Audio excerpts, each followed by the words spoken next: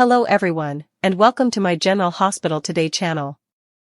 The real will is found, identity of new owner of the Quartermaine mansion is revealed. Ronnie confesses all after Tracy arrives with Monica's real will, and you won't believe who gets the house. There is a way where there is will. At Lulu's, Tracy finds a copy of Monica's will in the boxes of belongings and reads a note that indicates Monica left a copy for Tracy in case Drew tried to pull a fast one. Buckle up, Ronnie, I'm coming for you.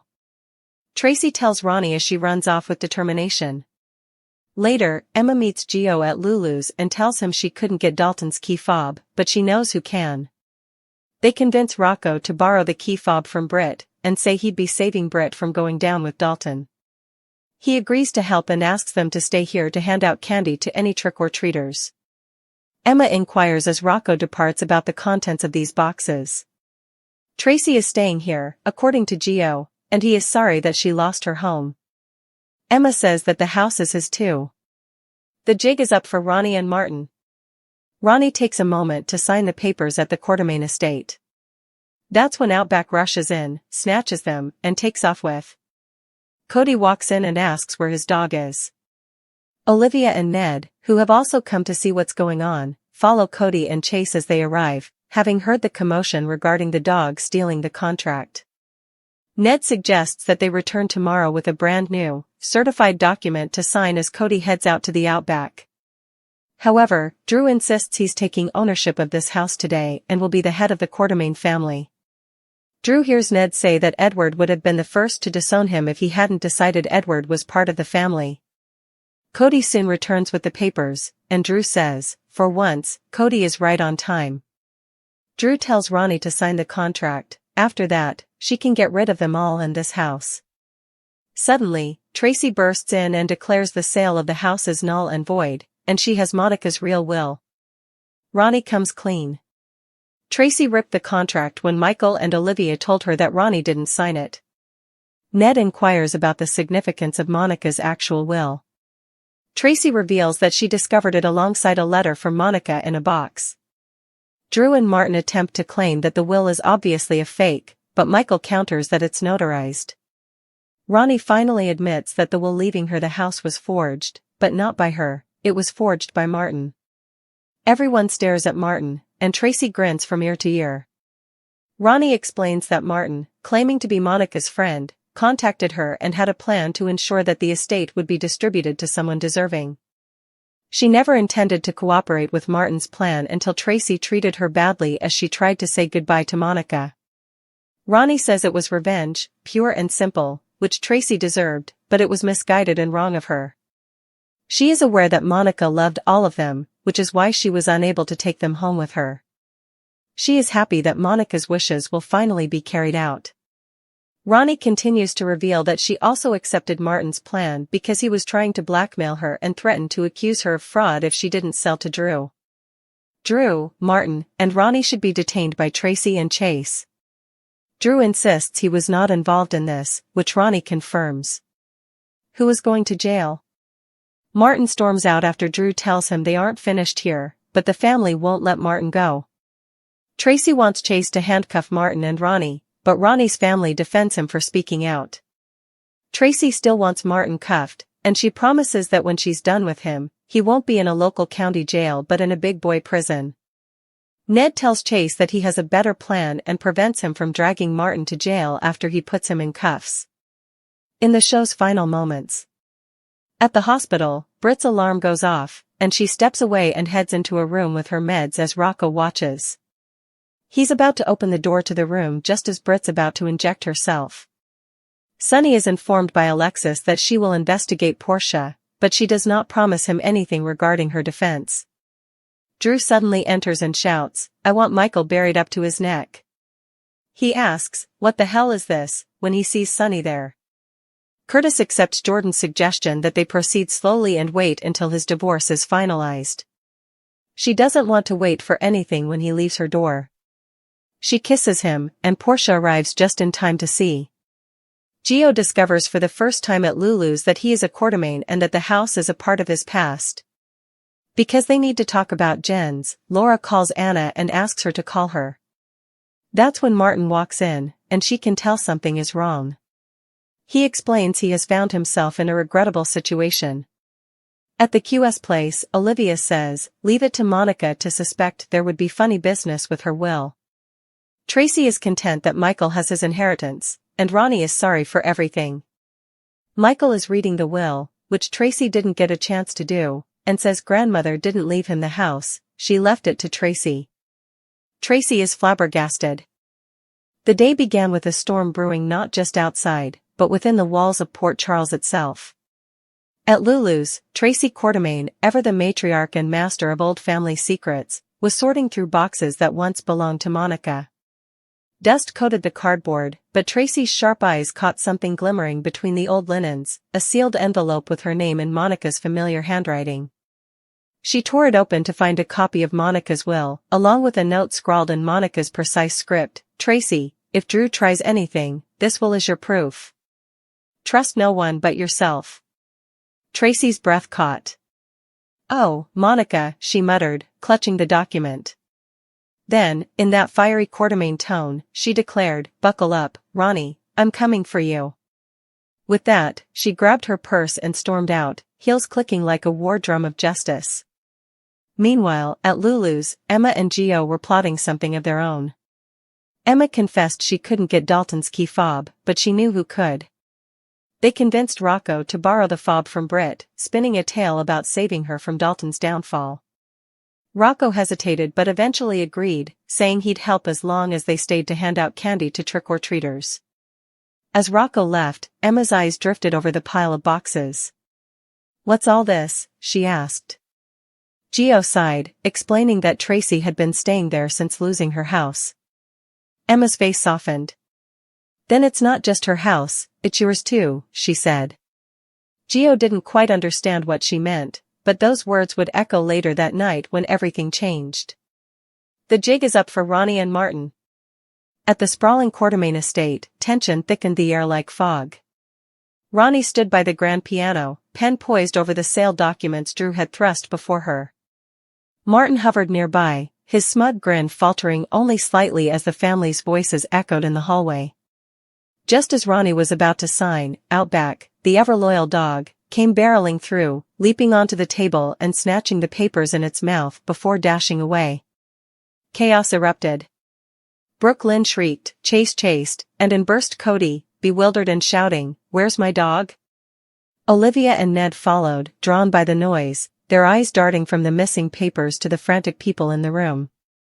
When Cody returned moments later with slobber-stained documents, Drew snatched them, his patience worn thin. "Enough of this circus," he barked. "We're signing today. I'm taking ownership of this house, and this family." His words cut through the air like a blade. Ned squared his shoulders. "You don't get to decide whose family, Drew. Edward would have thrown you out himself." Before Drew could respond, the double doors swung open, and Tracy stormed in, holding Monica's will high like a torch of truth. "Not so fast, Mr. Kane," she bellowed. "The sale of this house is null and void. Monica's real will says otherwise." The room froze. Ronnie's pen dropped. Martin's face drained of color. Olivia gasped, and Michael looked between them all in disbelief. "Ronnie comes clean." Michael and Olivia quickly explained that Ronnie hadn't signed the papers after all, she had ripped them to shreds in a moment of doubt. "Then let's see the so-called real will," Ned demanded. Tracy unfolded the crisp pages with a flourish. "Found it in Monica's things, along with a letter." She knew someone would try to pull a fast one, and she was right. Drew scoffed. "Oh, please. That's obviously a fake. Monica's been gone for months. Anyone could have written that." But before Tracy could reply, Michael stepped forward, eye scanning the seal and signature. "It's notarized," he said firmly. "This is real." The room erupted in whispers until Ronnie, pale and trembling, finally spoke. "It's true," she said quietly. "The will that gave me the house, it was forged. But not by me." Her eyes turned toward Martin. "He did it." Gasps filled the room. Tracy's lips curled into a triumphant smile. I knew it, she whispered. Ronnie went on, voice cracking. Martin contacted me. Said he was a friend of Monica's. He told me there was a way to make sure the estate went to someone worthy, someone who wouldn't sell it off piece by piece. I thought he meant honoring Monica. But I was wrong. Her hands trembled as she continued. At first, I wanted nothing to do with it. But then Tracy, she paused, glancing at the woman who'd tormented her, you humiliated me. I came to pay my respects, and you treated me like a thief. So, yes, I went along with it. Out of spite. Out of hurt. But I was wrong, Tracy. So wrong. The family listened in stunned silence. Martin said he'd take care of everything, Ronnie continued. He had the papers drawn up, forged Monica's signature, and even made sure the notary stamp looked real. But then he started blackmailing me. He said if I didn't sell to Drew, he'd expose me for fraud. Tracy's eyes burned with fury. Chase, arrest all three of them, Martin, Drew, and her. Drew raised his hands. Hold on. I didn't know anything about a forged will. Ronnie quickly nodded. He didn't. Martin played us both. Is anyone going to jail? Drew slammed the documents onto the table. We're not done here, he growled at Martin before storming out, leaving silence in his wake. Tracy folded her arms. You think you can just waltz into this family and steal what's ours? Not today. Chase stepped forward, pulling out his handcuffs. Martin Gray, you're under arrest for fraud and forgery. The metallic click of the cuffs was like music to Tracy's ears. But when Chase reached for Ronnie, Michael intervened. Wait, she came clean. Monica would have wanted forgiveness, not vengeance.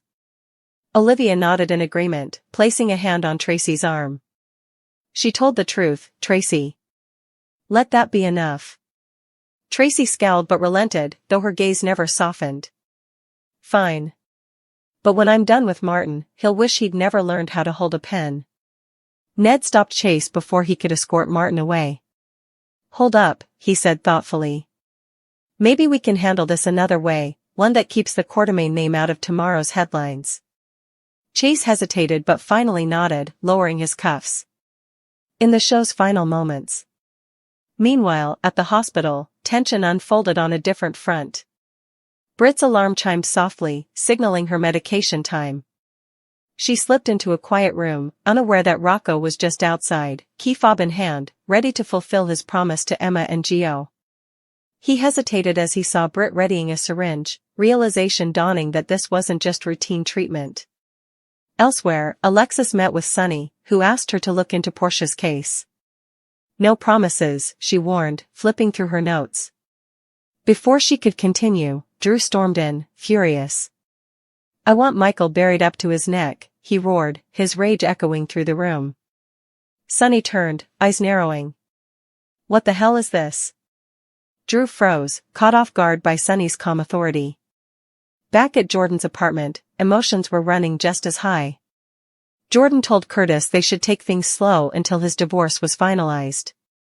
Curtis nodded, heading for the door, but just before leaving, Jordan pulled him back into a passionate kiss. Neither realized Portia had just arrived, eyes widening at the sight. The door closed softly behind her broken heart. And at Lulu's, as the night wound down, Gio sat on the couch surrounded by boxes and old photographs. Emma's words replayed in his mind, the house is yours too. He finally understood what she meant. The Quartermaine house wasn't just bricks and windows, it was history, legacy, family. And it was his. Across town, Laura placed a tense call to Anna. We need to talk about Jens, she said. Before Anna could answer, Martin entered her office, his face pale and drawn. I've made a terrible mistake, he confessed. Laura's expression hardened. You're not the first man to underestimate a Quartermaine. Back at the estate, calm had finally settled over the storm. Olivia, ever the heart of the family, chuckled softly. Leave it to Monica to predict trouble with her will, she said, shaking her head.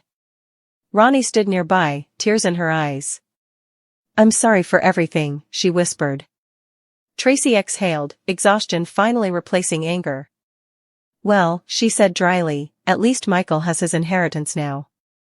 But when Michael unfolded the final page of Monica's will, his eyes widened. Wait. Grandma didn't leave me the house, he said slowly. The room fell silent. She left it to you, Aunt Tracy. Tracy blinked, speechless for the first time in her life. Me? She breathed. Olivia smiled. Looks like Monica had the last laugh. Tracy held the paper to her chest, a rare tear glinting in her eye. For once, words failed her. After all the lies, forgeries, and betrayals, Justice, and Monica, had spoken. And in true Quartermaine fashion, one thing was certain, where there's a will, there's always a way. The silence inside the Quartermaine mansion was almost sacred after Michael's words sank in. She left it to you, Aunt Tracy.